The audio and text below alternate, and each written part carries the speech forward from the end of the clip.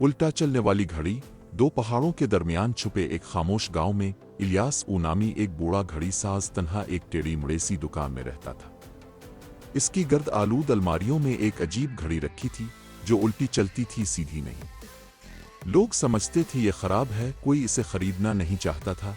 एक तूफानी रात एक नौजवान मुसाफिर लेला वो बारिश से बचने के लिए इलियास की दुकान में पनाह लेती है। इसकी नज़र इस अनोखी घड़ी पर पड़ती है। ये उल्टी क्यों चलती है? इसने पूछा। इलियास मुस्कुराया, क्योंकि ये वक्त को नापती नहीं, इसे वापस लाती है। तजस्सुस में लेला ने घड़ी को चाबी दी।